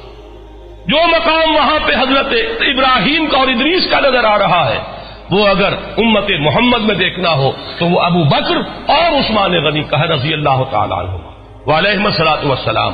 لیکن جامعیت کبریٰ کا جو مظہر محمد الرسول اللہ صلی اللہ علیہ وسلم، جن میں یہ دونوں چیزیں جمع ہیں، جن میں یہ جامعیت ہے، جن کے اندر توازن ہے، جس میں یہ دونوں اوصاف بیک وقت مجتمع ہیں.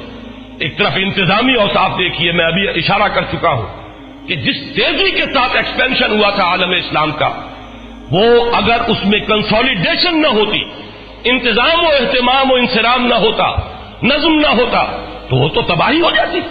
اتنی تیزی سے ایکسپینشن حضرت عمر فاروق کے زمانے میں رضی اللہ تعالی عنہ. ذرا فتوحات کا اندازہ تو کیجیے کہ ملک کے ملک آ رہے ہیں اور بڑے وسیع علاقے آ رہے ہیں، بڑی آبادیاں ہیں وہاں، بڑے وسائل و ذرائع ہیں. وہ جس کو فرٹائل کریسنٹ کہا جاتا ہے عالم عرب کا، وہ پورا کا پورا فتح ہو چکا ہے. اس میں اگر انتظام نہ ہوتا، بندوبست نہ ہوتا، یہ ساری چیزیں جو ہے کسی نظم کے اندر نہ آتی، تو بہت بڑی ہلاکت پیدا ہو جاتی. میں لفظ ہلاکت استعمال کر رہا ہوں اس لیے کہ یہ لفظ حضرت عمر نے استعمال کیا رضی اللہ تعالی عنہ. حضرت عمر کے یہ الفاظ، لولا علی لہلک عمر، اگر علی نہ ہوتے تو عمر ہلاک ہو جاتا. کیوں؟ حضرت عمر جو ہے اس وقت خلیفۃ المسلمین، امیر المومنین، پوری کی پوری ذمہ داری. اب اس میں ان کی توجہ، فوجوں کا انتظام، محاذوں سے آنے والی اطلاعات، وہاں کرائسس ہو گیا ہے، وہاں یہ سامان چاہیے، وہاں ایک شکست کی سی کیفیت، جیسے کہ آپ کو معلوم ہوگا کہ ایران میں ایک موقع پر بڑی حالت جو ہے وہ کمزور ہو گئی تھی مسلمان افواج کی، جس وقت کہ حضرت عمر نے فیصلہ کیا تھا کہ میں خود جاؤں گا، اب میں محاذ کے اوپر خود جاؤں گا. تو اس وقت جو ہے حضرت عمر کی زیادہ توجہ تو اس پر لگ رہی ہے. اگر اس کے ساتھ انتظامات نہ ہو، اہتمام نہ ہو، نظم نہ ہو، قائم نہ کیا جائے تو واقعہ یہ ہے کہ جس کو آپ کہتے ہیں آگے دوڑ پیچھے چوڑ، آگے تو بڑھتے جا رہے ہیں، پیچھے معاملہ جو ہے خراب ہوتا چلا جا رہا ہے. یہ ہوتا، لیکن یہ سارا کام کس نے سنبھالا؟ حضرت علی نے سنبھالا.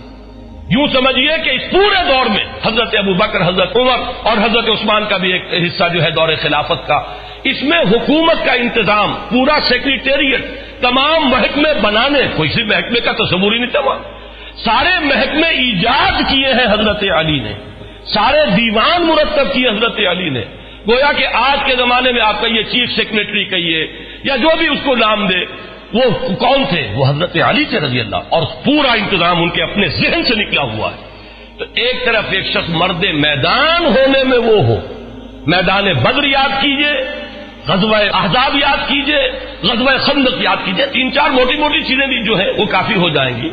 دوسری طرف آپ کی فصاحت و بلاغت، میں ابھی اس کا ذکر نہیں کر رہا اس لیے کہ وہ ذرا مختلف فی مسئلہ ہے۔ اہل حدیث حضرات اور ہمارے محدثین جو ہیں، جو تصوف کے ان سلاسل کو تسلیم نہیں کرتے، وہ ان چیزوں کو نہیں مانتے، لیکن جو لوگ کے تصوف کے قائل ہیں، ان سلاسل کو مانتے ہیں، تو آپ کو معلوم ہے کہ 3 سلسلے جو ہیں صوفیہ کے ان سلاسل اربعہ میں سے، وہ شروع ہوتے ہیں حضرت علی کے ذات سے رضی اللہ تعالیٰ عنہ۔ ایک طرف باطنی کیفیات کا وہ عالم، ایک طرف علمی صلاحیتوں کا وہ عالم، انا مدینۃ العلم وعلی بابھا، کہ میں علم کا شہر ہوں اور علی اس کا دروازہ ہے رضی اللہ تعالی عنہ وصلی اللہ علیہ وسلم۔ دوسری طرف مرد میدان ہونے کی یہ کیفیت، تو یہ جامعیت، منتظم ہونے کا یہ معاملہ جو میں نے آپ کو بتایا کہ حضرت عمر فرما رہے ہیں کہ لولا علی لہلک عمر، یہ جو ہے در حقیقت ایمبی ورٹ ہونے کے اعتبار سے، جس میں صدیقین اور شہداء دونوں کے اوصاف جمع ہو گئے ہوں، اس میں یقیناً ایک عظیم ترین شخصیت جو ہے وہ حضرت علی کی ہے رضی اللہ تعالیٰ۔ ایک اور پہلو سے میری بات سمجھ لیجئے، یہ بھی عرض کر دوں، یہ بھی صرف ٹانکتے جائیے۔ حضرت علی تمام غزوات میں شریک رہے سوائے تبوک کے۔ تبوک میں حضور نے انہیں مدینے میں چھوڑا اپنے نائب کی حیثیت سے، اور جب انہوں نے شکوہ کیا، ان کے تو مزاج سے یہ چیز بڑی تھی کہ لوگ جائیں اور داد شجاعت دیں میدان جنگ میں، اور میں یہاں عورتوں کے ساتھ پیچھے بیٹھ جاؤں۔ شکوہ کیا حضور نے فرمایا کہ علی کیا تمہیں یہ پسند نہیں ہے کہ تمہارا تعلق مجھ سے وہی ہو جو ہارون کا تھا موسیٰ کے ساتھ، سوائے اس کے کہ میرے بعد نبوت نہیں ہے۔ یعنی حضرت موسیٰ کے نائب کی حیثیت سے حضرت ہارون تھے تو وہ بھی نبی اور رسول تھے، لیکن تم میری جگہ ہو تو میرے ساتھ اسی مقام پر، لیکن نبوت اور رسالت بہرحال اس کا دروازہ مجھ پر بند ہو چکا ہے۔ لیکن یہی کام کیا حضرت عمر نے رضی اللہ تعالیٰ عنہ۔ بیت المقدس جب گئے ہیں، جس کا ذکر میں بارہا کر چکا ہوں، وہ چارج لینے کے لیے بیت المقدس کا، تو کس کو نائب بنایا تھا؟ حضرت علی کو رضی اللہ تعالیٰ عنہ۔ کہاں سے ہم مان لیں کہ ان کے مابین کوئی بد اعتمادی ہو سکتی تھی؟ سوچئے تو صحیح، اس زمانے میں کوئی شخص اپنی جگہ چھوڑ کر اپنی جگہ ایسے شخص کو بٹھائے گا جس کے ساتھ اس کو اعتماد نہ ہو، جس پر اسے پورا وثوق اور یقین نہ ہو؟ لیکن یہ کہ حضرت علی کو 2 مرتبہ حضرت عمر نے اپنا جانشین بنایا، جیسے کہ محمد الرسول اللہ نے بنایا، اور میں سمجھتا ہوں کہ یہ بھی عمر فاروق کا اسوہ محمدی پر عمل ہے صلی اللہ علیہ وسلم، کہ اگر حضور نے غزوہ تبوک کے موقع پر اگر حضرت علی کو مدینے کے اندر بٹھایا تھا نائب کی حیثیت سے، تو کیسے ممکن ہے کہ عمر بن الخطاب رضی اللہ تعالی عنہ وہ حضور کے اس اسوے پر عمل نہ کرے؟ بیت المقدس کا سفر تبوک سے بھی کہیں آگے، یروشلم جا رہے تھے حضرت عمر، اور کتنا رہا ہوگا مدینے سے آپ کی غیر حاضری کا معاملہ۔ یہ آج کل کا معاملہ تو نہیں تھا، تیز رفتار سواریاں نہیں تھی، اس عرصے میں تو اگر کسی کے دل میں کوئی اور بات ہوتی تو اس کے لیے پورا موقع تھا کہ تختہ الٹ دیتا، لیکن نہیں، معاذ اللہ، یہ سب ہم ان کہانیوں کو ماننے کے لیے تیار نہیں، ہم ان چیزوں کو تسلیم کرنے کو تیار نہیں۔ یہ مربوط تھے، یہ ایک بنیاد مرصوص تھے۔ یہ صحیح ہے کہ حضرت علی رضی اللہ تعالی عنہ کو حضرت ابو بکر سے بعض چیزوں میں شکایت رہی ہے، اور اس شکایت کے لیے ان کے پاس بات بھی بنیادی طور پر صحیح تھی۔ ایک شکایت یہ تھی کہ خلافت کا فیصلہ کر لیا گیا، درحال کہ ہم شریک نہیں تھے، ہم تو حضور کی تدفین میں رہے اور یہاں فیصلہ ہو گیا۔ لیکن یہ فیصلہ کیوں ہو گیا؟ حضرت عمر یا حضرت ابو بکر نے نہیں کیا۔ جب انصار جمع ہو گئے سقیفہ بنی سعدہ میں، اور خبر یہ آئی کہ وہ تو طے کر رہے ہیں معاملہ، اور اگر ایک مرتبہ وہ فیصلہ ہو جاتا پھر آپ کو معلوم ہے کہ خون کی ندیاں بھی بہہ جاتی، تو غلط فیصلہ جو ہے اس کو صحیح کرانا ممکن نہ ہوتا۔ یہ کرائسس جو ہے اس وجہ سے پیدا ہو گیا۔ حضرت ابو بکر کے ناخن تدبیر نے اس کرائسس کو حل کر دیا، امت مسلمہ کو بچا لیا ایک بہت بڑے فتنے سے۔ لیکن انہیں اگر شکایت نہیں ہے تو شکایت کے لیے بنیاد ہے۔ یا حضرت فاطمہ رضی اللہ تعالی عنہ، وہ چونکہ اس بات کی قائل تھی کہ باغ صدق مجھے ملنا چاہیے وراثت میں، حضرت ابو بکر رضی اللہ تعالیٰ عنہ کے سامنے حضور کا یہ قول تھا کہ نحن معاشر الانبیاء لا نرث ولا نورث، تو انہوں نے ان کی یہ خواہش پوری نہیں کی، ایک شکوہ، ایک رنج سا رہا۔ یہ حقائق ہے انسانوں کے اندر بھی، وہ باہمی کسی وقت رنجش کا پیدا ہو جانا یہ کوئی بڑی دستیاس نہیں ہے۔ چنانچہ سورہ ہجر کی ایک آیت ہے کہ ہم جب اہل جنت کو جنت میں داخل کریں گے، جنتیوں کو، تو الفاظ آتے ہیں وَنَزَعْنَا مَا فِي صُدُورِهِم مِّن غِلٍّ اخوانا علی سرر متقابلین، ہم ان کے دلوں میں جو بھی کوئی رنجشیں ہوں گی وہ نکال لیں گے، اور پھر جنت میں وہ بیٹھے ہوں گے آمنے سامنے ایک دوسرے سے کہ بھائی بن کر، کوئی رنجش جن میں تھی بھی، دنیا میں تھی بھی تو نکل چکی ہے۔ اور حضرت علی کا قول ہماری تفاسیر میں منقول ہے کہ حضرت علی نے فرمایا یہ آیت میرے اور معاویہ کے بارے میں نازل ہوئی ہے کہ ہمارے دلوں میں اگر کوئی ایک دوسرے کی طرف سے میل آ گیا ہے، اللہ تعالی ہمیں جنت میں داخل کرتے ہوئے وہ بھی قدورت جو ہے وہ میل جو ہے اس کو نکالتے ہیں۔ تو ہمارا نقشہ تو صحابہ کرام کا یہ ہے کہ یہ ایک بنیان مرصوص تھے، وقتی طور پر انسانوں کے اندر کوئی شکوہ شکایت پیدا ہو جانا یہ تو چیز وہ ہے جس کو ہم مان لیں گے، لیکن کوئی مستقل قدورت، کوئی بغض معاذ اللہ، کوئی دشمنی ایک دوسرے سے، اس کا ہم تصور نہیں کر سکتے۔ لہذا یہی وجہ ہے کہ حضرت علی رضی اللہ تعالیٰ عنہ کو 2 مرتبہ حضرت عمر نے اپنا جانشین بنایا۔ جب حج پر گئے ہیں تو حضرت علی کو جانشین بنا کر گئے، انچارج بنا کر گئے ہیں۔ جب گئے ہیں یروشلم تو بھی حضرت علی کو یہاں پہ نمائندہ بنایا۔ اور ایک بات اور نوٹ کیجئے کہ حضرت علی رضی اللہ تعالیٰ عنہ کی صاحبزادی ام کلثوم حضرت عمر کے نکاح میں آئی ہے۔ یہ کوئی ہونے والی بات تھی اگر باہمی محبت نہ ہوتی؟ یہ کوئی ہونے والی بات تھی اگر باہمی اعتماد اور باہم شیر و شکر نہ ہوتے؟ اگر شکایت بھی تھی تو میں عرض کر چکا ہوں وہ حضرت ابوبکر سے تھی۔ اگر شکایت کوئی تھوڑی دیر کے لیے رہی بھی ہے، کوئی شکوہ، حضرت عمر سے تو کسی شکوے کا ہمارے پاس تو ریکارڈ موجود نہیں ہے کہ کس بنیاد پر کوئی شکوہ ہوتا۔ تو یہ جو ایک بنیاد مرصوص رہے ہیں، بلکہ جب میں نے ابھی ذکر کیا تھا کہ جب ایران کے محاذ پر ایک دفعہ ذرا کریٹیکل سچویشن پیدا ہوئی ہے اور حضرت عمر نے فیصلہ کیا کہ اب میں جاؤں گا وہاں محاذ پر، تو حضرت علی نے روکا اور یہ فرمایا کہ چکی اسی وقت تک پیستی ہے جب تک کہ وہ اپنی کلی جو ہے اس کے اوپر قائم رہے۔ آپ کا مقام اس چکی کے اس کلی کا ہے۔ یہ امت مسلمہ کی چکی چلے گی اگر آپ اپنی جگہ پر قائم رہیں گے، اگر وہ کلی اپنی جگہ سے ہٹ گئی تو چکی چلے گی کیسے؟ لہذا آپ نہ جائیں، ان کو مجبور کیا کہ آپ یہیں پر رہیں، یہیں سے بیٹھ کر انتظام کریں۔ اور حضرت عمر رضی اللہ تعالیٰ عنہ نے حضرت علی کے اس مشورے کو قبول کیا اور اپنے ارادے کو فسخ کر دیا۔ ہمارا نقشہ یہ ہے، اور میں جو بات آج بتانا چاہتا تھا وہ یہ ہے کہ اہل سنت کے ہاں بھی حضرت علی کا مقام بہت بلند ہے، بہت بلند ہے، بہت بلند ہے۔ وہ لوگ اہل سنت کے دائرے سے خارج ہیں کہ جو حضرت علی رضی اللہ تعالیٰ عنہ پر کسی طرح کا زبان تان جو ہے دراز کرتے ہیں، کسی طرح سے ان کی نیت کے اوپر حملہ کرتے ہیں، کسی طرح سے کوئی اس طرح کی جو ان کے مقام بلند سے فروتر بات ہے کوئی ان کی طرف منسوب کرتے ہیں، میرے نزدیک وہ اہل سنت سے خارج، وہ ناسبی ہوں گے یا کوئی خارجیوں کی کوئی نسل ہے جو چلی آ رہی ہو ہمارے اندر، لیکن بہرحال اہل سنت کے ہاں یہ جان لیجئے یہ ہمارا مجمع عقیدہ ہے۔ تمام نسل انسانی میں بلند ترین تو انبیاء اور رسل ہیں، وہ تو سب سے اونچا ہے۔ اس کے بعد امت کے اندر سب سے افضل پوری دنیا کے اندر، امت میں نہیں پوری نسل انسانی میں بحیثیت جماعت وہ صحابہ ہے محمد الرسول اللہ۔ تمام رسولوں میں افضل محمد الرسول اللہ صلی اللہ علیہ وسلم۔ کسی مسلمان کو کسی مکتب فکر سے تعلق رکھتا ہو اس میں شک و شبہ نہیں ہو سکتا۔ اور پھر غیر نبی جتنی بھی نسل آدم ہے، از آدم تا ایدم، بلکہ تا قیام قیامت، اس میں افضل ترین بحیثیت مجموعی وہ صحابہ ہے محمد الرسول اللہ۔ ان صحابہ میں چوٹی پر ہیں یہ 4 افراد، ان میں ہمارے نزدیک ترتیب فضیلت ترتیب خلافت کے ساتھ ہے۔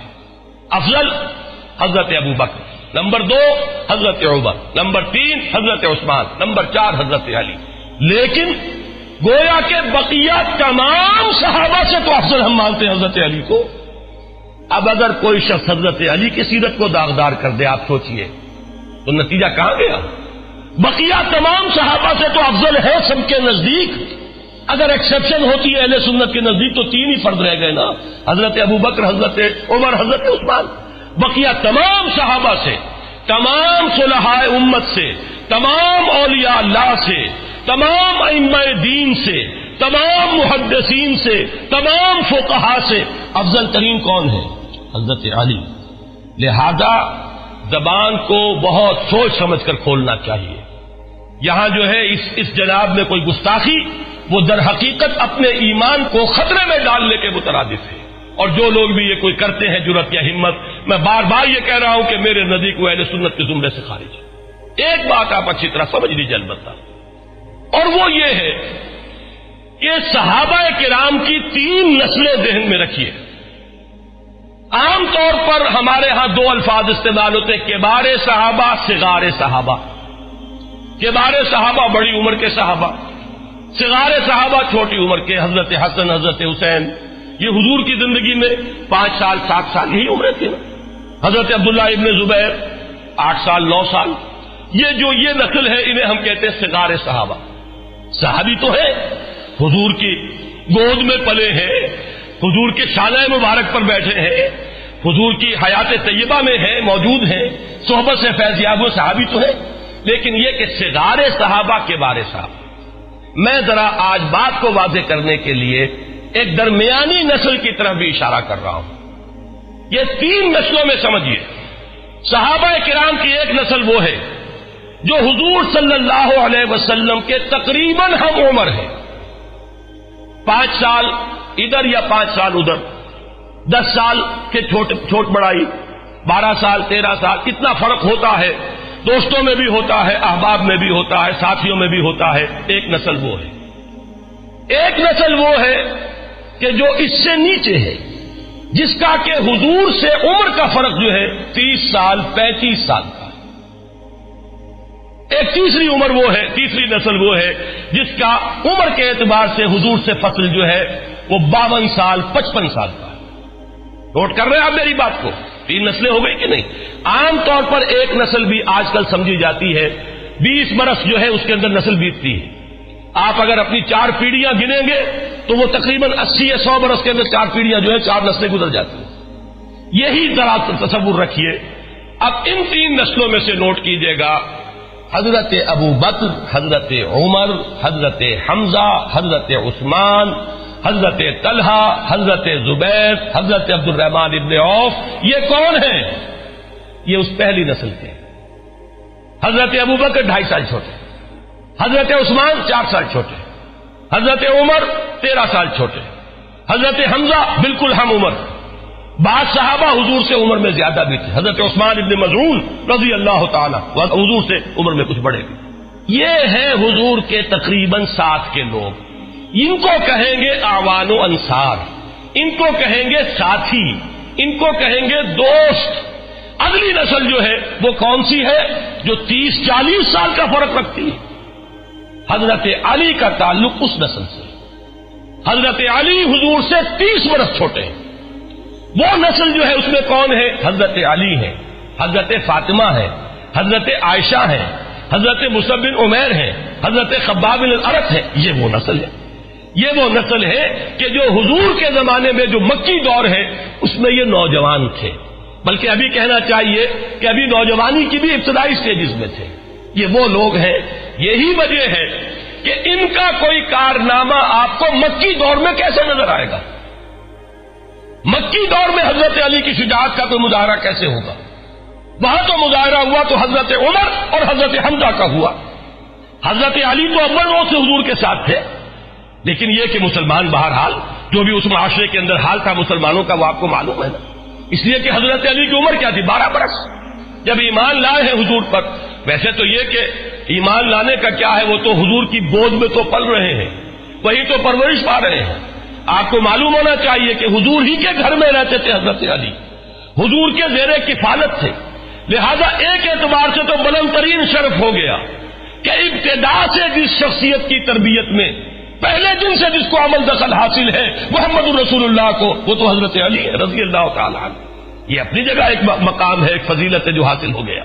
لیکن یہ ہے کہ حضرت عمر کا معاملہ، حضرت حمزہ کا معاملہ، حضرت عبد الرحمن ابن عوف کا معاملہ، یہ وہ لوگ ہیں کہ جو در حقیقت عمر کے اعتبار سے اس وقت حضور صلی اللہ علیہ وسلم کے عمر کے آس پاس تھے. وہ تھے اعوان و انصار، وہ تھے اس وقت کے مددگار. حضرت علی گھر کے فرد ہیں. اس اعتبار سے جہاں تک تربیت کا معاملہ ہے، وہ تو میں ایک لفظ استعمال کر رہا ہوں، اب نوٹ کیجئے گا، یہ غلام احمد پرویز نے استعمال کیا، لیکن کیا ہے حضرت عمر کے بارے میں. میرے نزدیک یہ غلط استعمال کیا حضرت عمر کے بارے میں. میرے نزدیک اس لفظ کا مصداق کامل حضرت علی ہے. وہ لفظ کیا ہے؟ شاہکار رسالت. شاہکار رسالت اگر ہے تو حضرت علی، اس لیے کہ جس کی تربیت میں اول روز سے محمد الرسول اللہ صلی اللہ علیہ وسلم کا حصہ ہے، جو حضور کی گود میں پلا بڑھا ہے. جب حضور پر وحی کا آغاز ہوا تو 10 سال کی عمر ہے، اور جب حضور کو تبلیغ کا حکم ہوا ہے، یہ فرق رکھیے گا ذہن میں، 3 سال کا فرق ہے. عام طور پر خیال یہ ہے پہلی وحی آئی ہے اس وقت سے لے کر، اور جب کہ سورہ مدثر کی آیات نازل ہوئی جن میں تبلیغ کا حکم ہے، عام خیال یہ ہے کہ 3 برس کا فرق ہے. یہی وجہ ہے کہ جب حکم ہو گیا ہے کہ اب آپ یا ایھا المدثر قم فانذر، اب کھڑے ہو کر اپنی تبلیغ کا آغاز فرما دیجئے، یہاں سے کہا جاتا ہے حضور کی رسالت کا آغاز ہوا. اور جب پہلی آیات اتری تھی اقرا باسم ربک الذی خلق، وہاں سے یہ کہا جاتا ہے کہ حضور کی نبوت کا ظہور ہوا. تو اسی لیے یہ کہا جاتا ہے کہ 13 برس کی عمر میں ایمان لائے، اس لیے کہ اگرچہ آغاز وحی سے وہ تو اگر کہا جائے تو 10 برس عمر ہے، لیکن جب تبلیغ کا حکم ہو رہا ہے تو اس وقت حضرت علی کی عمر 13 برس ہے. تو 13 برس کی عمر میں ایمان لائے حضرت علی، اور پھر ساتھ رہے، گھر میں ہے. تو فیض یاب سب سے زیادہ کون ہو رہا ہے محمد الرسول اللہ کی صحبت سے؟ وہ تو حضرت علی ہے. دن رات کے ساتھی ہیں، ایک طرح کے خادم ہیں، گھر میں رہنے والے عزیز ہیں، اپنے ایک چھوٹے عزیز کی حیثیت سے گھر میں حضور صلی اللہ علیہ وسلم کے ہاں ان کی رہائش ہے.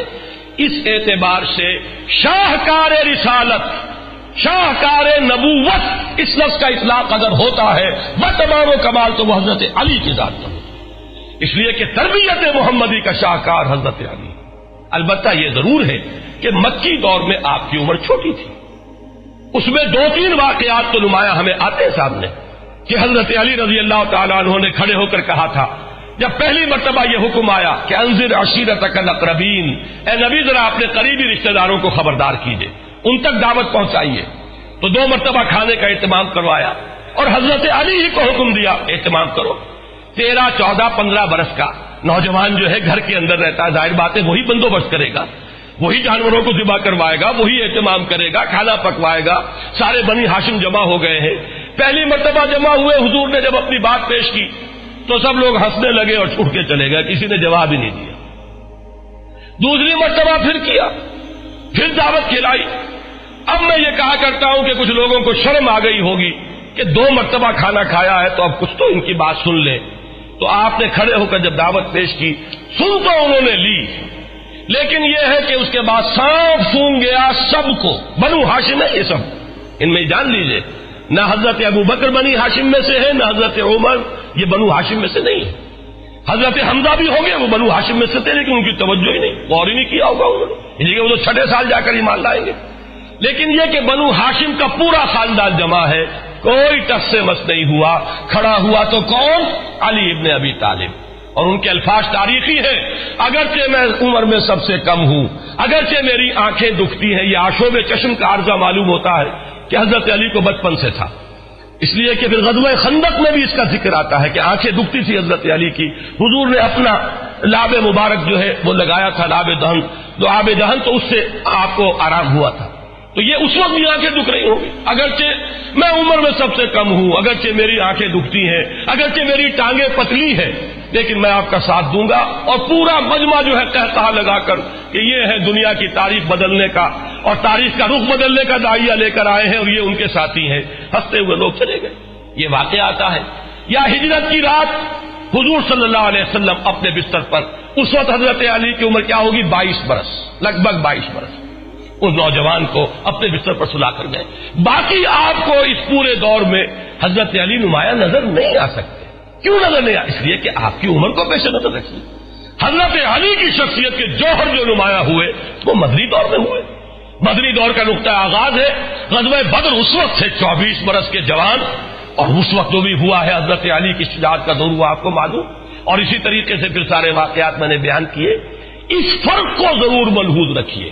یہ فرق چونکہ ہم اپنے سامنے نہیں رکھتے، لہذا بہت سی چیزیں جو ہے وہ صحیح کانٹیکسٹ میں نہیں آتی، صحیح اس پس منظر میں زمانی اور جو مکانی اعتبار سے یہ پورا اگر پس منظر سامنے ہو تو پھر وہ نقشہ سامنے آئے گا کہ حضرت علی رضی اللہ تعالی عنہ شاہکار رسالت ہے. حضور کی تربیت، حضور کا تزکیہ، حضور کی تعلیم، اس سب کا سب سے بڑا مظہر صحابہ میں وہ حضرت علی ہے۔ پروجیکٹ اگر دیکھنا ہو حضور کی تعلیم و تربیت کا تو اس کا سب سے نمایاں کون مظہر ہوں گے؟ حضرت علی ہوں۔ البتہ جو مقام ان ساتھیوں کا ہے جو اول روز سے آپ کے ساتھ ہیں، جو تبلیغ میں اول روز سے شریک ہو گئے ہیں کہ حضرت ابو بکر ایمان لاتے ہی اب وہ تبلیغ میں لگ گئے ہیں، اور عشرہ مبشرہ میں سے 6 صحابہ وہ ہیں جو ابو بکر کی دعوت و تبلیغ سے حضور صلی اللہ علیہ وسلم کے دامن سے آ کر وابستہ ہیں۔ انہی میں حضرت عثمان غنی ہے، انہی میں طلحہ ہے، انہی میں زبیر ہے، انہی میں عبد الرحمن ابن عوف ہے، انہی میں وہ سعید ابن زید ہے، حضرت عمر کے بہنوئی حضرت سعید ابن زید۔ یہ سب کون ہے؟ یہ جو سب سے چوٹی کے گھرانوں کے لوگ ہیں قریش کے، وہ سب در حقیقت ابو بکر کی تعلیم اور تبلیغ سے ایمان لائے۔ تو یہ ہے ہر ایک کا اپنا مقام، اپنا درجہ، اپنی حیثیت، اپنی جگہ پر ان کو رکھ کر اگر دیکھا جائے تو بات سمجھ میں آ جائے گی۔ آخری بات اور عرض کرنا چاہتا ہوں، حضرت علی رضی اللہ تعالی عنہ، یہ ماننا پڑتا ہے تاریخی اعتبار سے کہ دور خلافت کے اعتبار سے، نوٹ کیجئے گا میری بات، بظاہر فتنے پر قابو نہیں پا سکے، باہمی خانہ جنگی رہی، اختلاف رہا، امت مجتمع نہیں ہو سکی، تفرقہ جاری رہا، بڑی بڑی جنگیں ہوئی، جنگ جمل، جنگ صفین، جنگ نہروان کا ذکر میں کر چکا ہوں۔ جمل میں ایک طرف عائشہ، طلحہ اور زبیر ہیں، دوسری طرف حضرت علی رضی اللہ تعالی عنہ۔ تو یہ بڑے بڑے فتنے جو ہے اس دور میں ہوئے، لیکن اچھی طرح سمجھ لیجئے، معاذ اللہ ثم معاذ اللہ ثم معاذ اللہ، اس کا کوئی الزام حضرت علی کی ذات پر نہیں۔ اگر کسی کا یہ خیال ہے کہ یہ ان کی کوتاہی تھی، یا ان کی یوں عدم صلاحیت تھی، یا ان کے اندر صلاحیت کی کمی تھی، تو یہ در حقیقت وہ تاریخ کو نہیں جانتا، وہ حقائق کو نہیں جانتا۔ یہودی سازش در حقیقت عبداللہ ابن سبا کی اتنی زوردار تھی، اتنی گمبھیر تھی، اس قدر سازشی ذہن تو یہودیوں کا آج بھی دنیا کے اندر پرووربیل ہے، ضرب المثل ہے کہ یہودی ذہن جو ہے سازش کے پیدا کرنے کے اندر جس قدر درخیز ہے، دنیا کی تاریخ میں اس کی مثال نہیں۔ ایسی سازش تھی، اس طرح کے کانٹے بو دیے گئے تھے۔ اب یہ اللہ کی طرف سے ہے کہ حضرت علی کو اس وقت حکومت ہاتھ میں ملی ہے، اس وقت یہ بوجھ خلافت کا آیا ہے جبکہ پورا جنگل جو ہے عظیم فتنے سے بھر چکا۔ اگر کہیں معاملہ ہوتا اس کے برعکس، اب میں یہ کہتا ہوں اس وقت حضرت عمر بھی ہوتے، حالانکہ بہت سے لوگ کہتے ہیں کہ اس وقت ضرورت تھی حضرت عمر کے آئرن ہینڈ کی، میں کہتا ہوں حضرت عمر بھی جہاں تک میں سمجھتا ہوں اللہ عالم کامیاب نہیں ہو سکتے، اور اگر کہیں حضرت علی کو خلافت پہلے مل گئی ہوتی تو جو ان کی شخصیت کا ظہور ہوتا وہ بہت مختلف ہوتا اس سے کہ جو اس وقت ہوا ہے، جبکہ فتنے نے پورے عالم اسلام کو اپنی گرفت میں لے لیا۔ یہ چند باتیں تھی جو میں عرض کرنا چاہتا تھا۔ اگر میری زبان سے کوئی لفظ غلط نکل گیا ہو، میں اللہ تعالیٰ سے بھی معافی چاہتا ہوں اور دعا کرتا ہوں کہ وہ اسے آپ کے حافظے سے بھی محو کر دے۔ لیکن میں یہ چاہتا ہوں کہ اہل سنت کے ہاں جو مقام ہے حضرت علی رضی اللہ تعالیٰ عنہ کا، اس کو آپ پوری طرح اچھی طرح سمجھ لیں۔ ہماری فضا میں بہت گند ہے، طرح طرح کے غبار ہیں، طرح طرح کے لوگوں نے شوشے چھوڑے ہوئے ہیں، ان کو ہٹا کر اس پورے گرد و غبار کو صاف کر کے یہ جو حضور کے اہم ترین ساتھی ہیں، امت کے جو چوٹی کے افراد ہیں، ان کے بارے میں صحیح صورتحال جو ہے وہ ہمارے ذہنوں میں ہونی چاہیے۔ اقول قولی ھذا واستغفر اللہ لی ولکم ولسائر المسلمین والمسلمات۔